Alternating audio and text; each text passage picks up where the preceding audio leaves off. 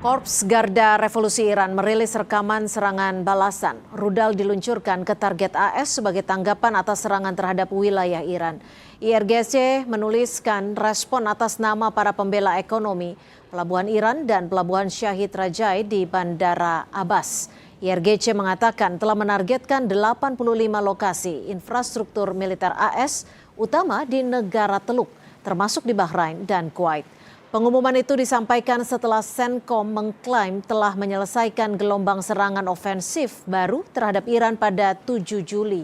Sementara Kuwait dan Bahrain mengkonfirmasi bahwa mereka telah mencegat serangan rudal dan pesawat tak berawak Iran pada hari Rabu.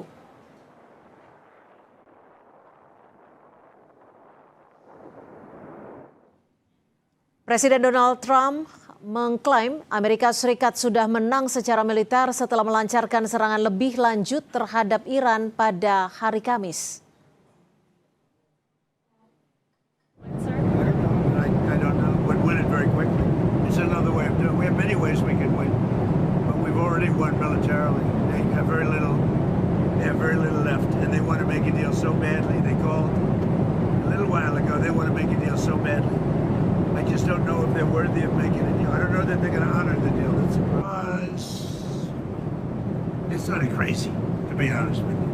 It's sort of crazy. They're a little bit out of control, but they want to make a deal badly.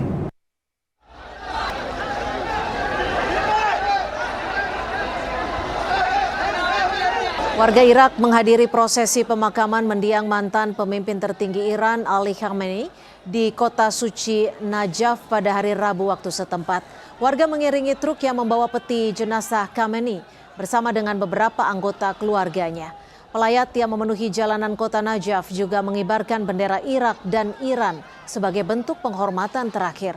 Media Irak melaporkan upacara pemakaman di Najaf berakhir setelah peti jenazah Khamenei tiba di tempat suci Imam Ali bin Abi Thalib.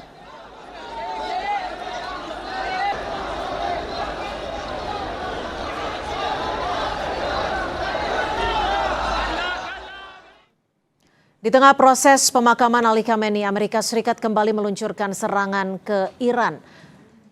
Sejauh mana eskalasi serangan Amerika Serikat dan apakah akan ada pembalasan dari Iran atas serangan ini?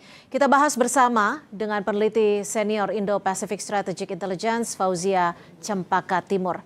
Mbak Cempaka, kalau kita lihat ada serangan dalam 2 hari belakangan, ini sebenarnya sampai mana eskalasi Amerika Serikat? Apakah akan ada balasan dari Iran terkait hal ini?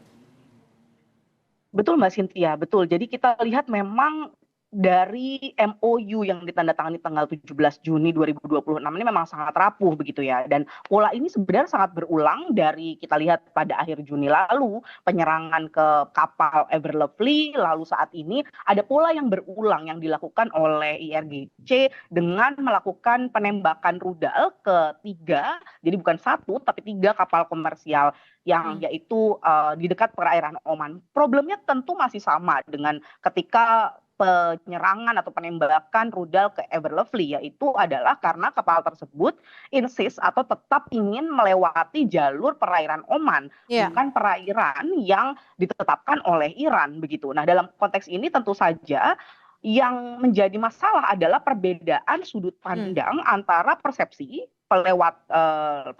pelayaran di Selat Hormuz antara Iran dan Amerika Serikat, di mana Iran dalam konteks ini adalah juga menginginkan kapal-kapal tersebut bisa lewat secara bebas tapi di jalur yang ditentukan oleh Iran. Itu yang pertama. Sedangkan oleh Amerika Serikat sendiri, kondisi perjanjiannya adalah jika Hormuz kembali pada saat sebelum perang, yaitu bebas melewati jalur selatan dan utara, Mbak. Jadi ini 2 persepsi yang berbeda. Itu penyebabnya dulu ya, Mbak. Sedangkan kalau kita lihat, betul. Tapi gini Mbak Cempaka, kalau mendengar pernyataan ataupun statement dari Presiden Trump, negosiasi berakhir. Apakah ini artinya perjanjian perdamaian dan setiap rencana negosiasi yang ada ini benar-benar berakhir dan tidak akan dilanjutkan? Dan apakah ini artinya pula bahwa Amerika Serikat memiliki jalur alternatif sebagai cadangan?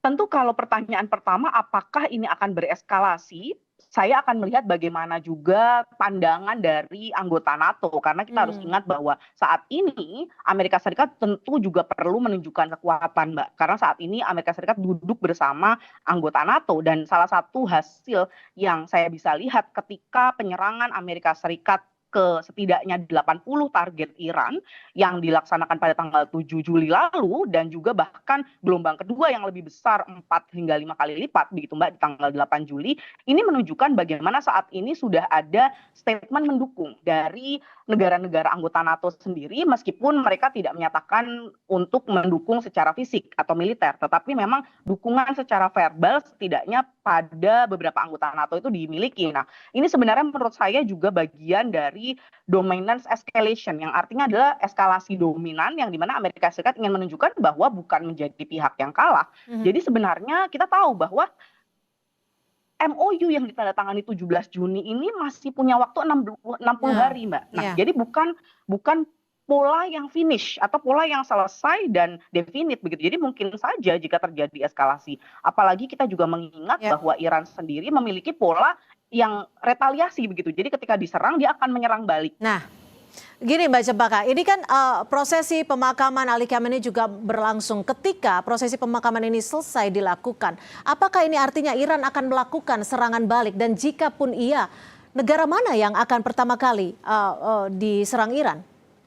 Betul Mbak, saya sangat khawatir melihat eskalasi ini akan semakin meninggi begitu ya, terlebih karena salah satu target yang tadi saya sampaikan berhasil diserang oleh Amerika Serikat, bahkan melumpuhkan layanan kereta penumpang yang mengangkut peziarah yang menuju kepada pemakaman Khamenei begitu, dan ini tentu tidak akan didiamkan begitu ya oleh IRGC begitu, dan bahkan juga kita melihat ada pengalihan penumpang begitu yang jumlahnya sangat besar hingga 10 diperkirakan sekitar 8 hingga 10 juta orang yang hadir begitu. Jadi ini tentu saja sangat berbahaya untuk melihat eskalasi. Tadi pertanyaan Mbak Cynthia terkait mana saja yang mungkin diserang, tentu kita akan melihat yang paling pertama sangat rentan untuk diserang adalah tentu saja military base atau basis-basis militer, aset militer Amerika Serikat yang masih berada di negara Teluk, misalnya di Qatar dan juga Bahrain. Ini yang menurut saya akan menjadi sangat berbahaya untuk kedua belah pihak. Dan namun Mbak, mungkin satu poin yang juga cukup penting adalah bahwa Qatar sampai saat ini masih terus menjadi pihak yang menjadi mediator. Nah, ini tentu akan sangat kontraproduktif dan bahkan bisa meruntuhkan seluruh struktur perjanjian kesepakatan gencatan senjata yang dimiliki Iran dan Amerika Serikat. Baik, terima kasih atas perspektif Anda, peneliti senior Indo-Pacific Strategic Intelligence Fauzia Cempaka Timur. Selamat sore, Mbak Cempaka. Selamat sore, Mas Cynthia. Terima kasih.